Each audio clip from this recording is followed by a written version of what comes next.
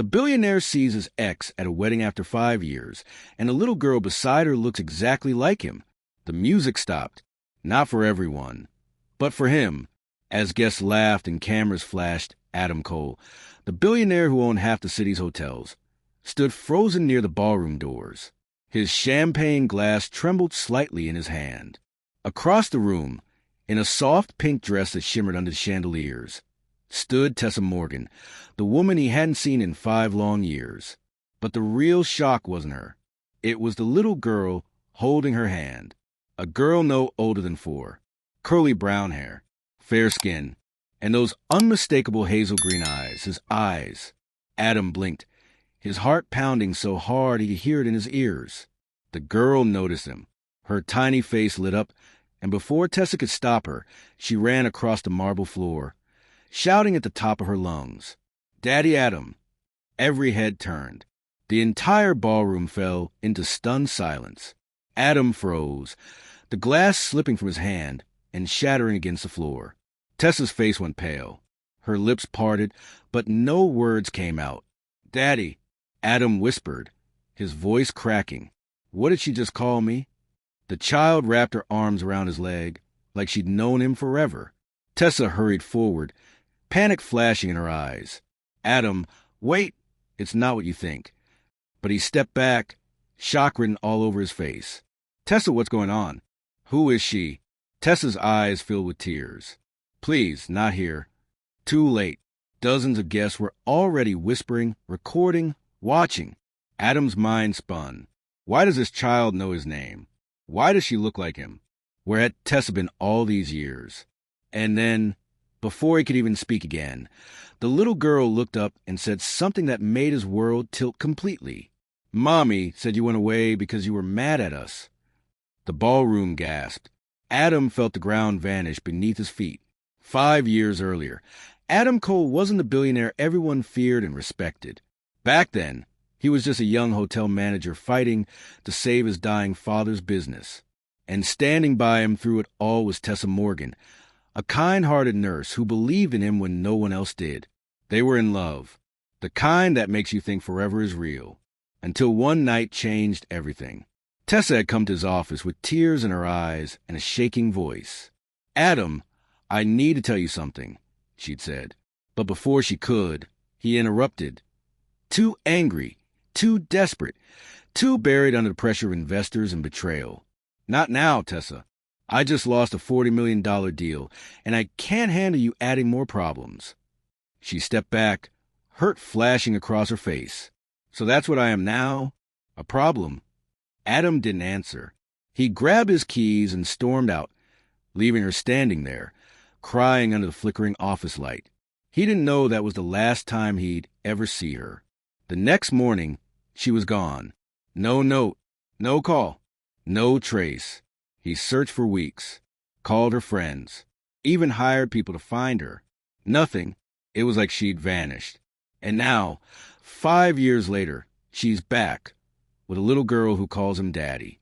Back at the wedding, Adam's head was spinning. His brother's voice snapped him out of his daze. "Adam, are you okay?" "Who's the kid?" He couldn't answer. His eyes were locked on Tessa, who was trying to lead the girl away. But something inside him snapped. He marched after her, grabbed her arm gently but firmly, and said, "You don't get to walk away again." Tessa's eyes filled with panic.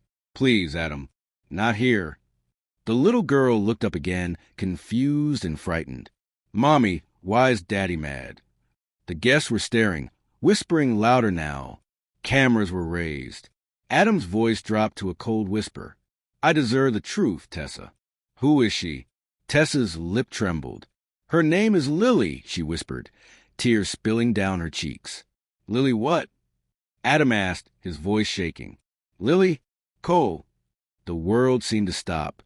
His name, his last name.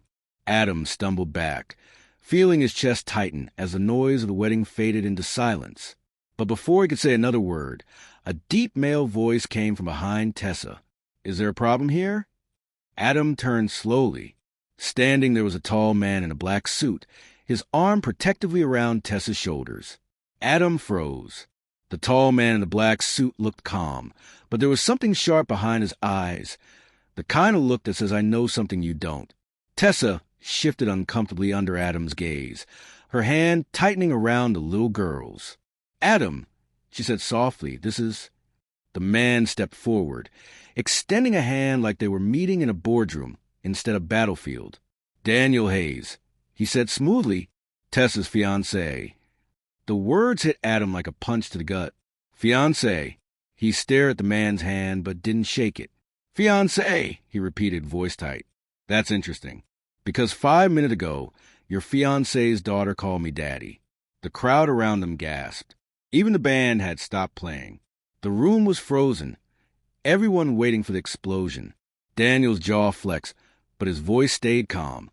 Kids get confused sometimes. She's only 4. 5, Tessa whispered. That single correction shattered Adam's control. 5, he said, stepping closer. You left 5 years ago, and now you show up with a 5-year-old who is my eyes, and you expect me to believe this is just a coincidence. Tessa's face was pale, her lips trembling. Adam, please. Not here. This isn't the time. Adam's voice rose. Then when is the time, Tessa? After you marry this guy and pretend I never existed? After you raise my daughter to think I'm a stranger? The tension snapped like glass. The little girl, sensing the storm, began to cry. Mommy, Daddy's mad at you. Everyone was watching now. Phones were out. Guests whispering. The bride, Adam's cousin, looked horrified. Daniel finally stepped in front of Tessa, blocking Adam's path. That's enough, Mr. Cole. You're causing a scene. Adam's eyes darkened. You have no idea what kind of scene I can cause. Before anyone could stop him, Adam reached into his jacket and pulled out his phone. Opening a photo from years ago, him and Tessa, laughing, her hand over her belly. He turned the screen toward Daniel, asked her what this was about. Daniel glanced at the photo, then at Tessa, who looked like she might collapse. Her silence said it all. Adam took a slow step back, voice breaking as he said, You ran from me, Tessa, but you didn't just run from me. You ran from us. Tessa's tears finally fell. You don't understand, Adam. I had to. Adam's breath caught. Had to? Why? But before she could answer, the lights suddenly flickered. Then the entire hall went dark. Guests screamed. Someone shouted for help. And when the lights came back on, Tessa and the little girl were gone. Tessa! Adam shouted, pushing to the panicked guests. Tessa! The wedding hall was chaos. Flashing lights, startled guests, waiters trying to calm people down. But Adam's eyes scanned for only 2 people. The woman who broke him and the little girl who might be his daughter. He ran out to the parking lot, just in time to see a silver car speeding away. Without thinking, he sprinted to his black Aston Martin, jumped in, and started the engine. The tires screamed as he chased them through the winding road outside the venue. Inside the other car, Tessa's hands were shaking on the wheel. The little girl sat in the back, clutching her teddy bear. Mommy, why are we running from Daddy Adrian? She asked innocently. Tessa's eyes filled with tears. Because I'm scared, baby. I'm scared he'll hate me if he finds out the truth. Back in Adam's car, he dialed his assistant. Track Tessa Morgan. Now. Yes, sir. But how do I? She used to work at Harbor Medical. Start there. Find everything you can about her last 5 years. The chase ended when he lost sight of the car near the old part of town. He slammed the steering wheel in frustration. His chest felt tight, not from anger, but from fear. What if she disappeared again, just like before? 2 hours later, a call came in. Sir, we found something. It's strange. Talk. She wasn't just working at the hospital. She was a patient too. A long-term one. In the maternity ward. Adam froze. Maternity ward? Yes, sir. And according to hospital records, her daughter's birth certificate lists no father. Adam's heart dropped. Every piece was falling into place. But something was still missing. Why would Tessa hide a child from him unless... His phone buzzed again. A text. Unknown number. Stop looking for me. Adam. You'll only get hurt this time. He stared at the message. His pulse quickened. That wasn't just a warning. It sounded like a threat. Then he noticed something else, a reflection on the glossy screen. Behind him, through the rear-view mirror, a dark SUV was parked down the street, engine running, lights off. Adam turned slowly. The driver's door opened. A man in black stepped out, holding a gun. Bang! The glass beside Adam's head shattered. He ducked instinctively, heart racing, tires screeching as he sped off into the night. Whatever secret Tessa was hiding, it wasn't just about love anymore. It was something dangerous. Something someone didn't want him to find out. The night pressed heavy around the docks. Adam stood frozen, his heart pounding, his daughter's tiny hand locked in his. The headlights behind Tessa burned through the mist, outlining her trembling figure. One woman caught between love and danger. "Tessa," Adam called out, voice breaking. "You don't have to do this. Just tell me the truth." Tessa wiped her tears. "You want the truth, Adam? You were never supposed to see me again. The people who paid for my surgery, the only reason I'm alive, they made me promise to disappear. If I broke that deal, they'd come for you." Adam's voice rose. "Who are they?" Before she could answer, one of the men stepped forward. "That's enough talking," he barked, reaching for her arm. Adam's instincts kicked in. He moved fast, shielding Tessa and their daughter. "You'll have to go through me first." The man smirked. "Wrong move, Mr. Cole. You don't understand who you're dealing with."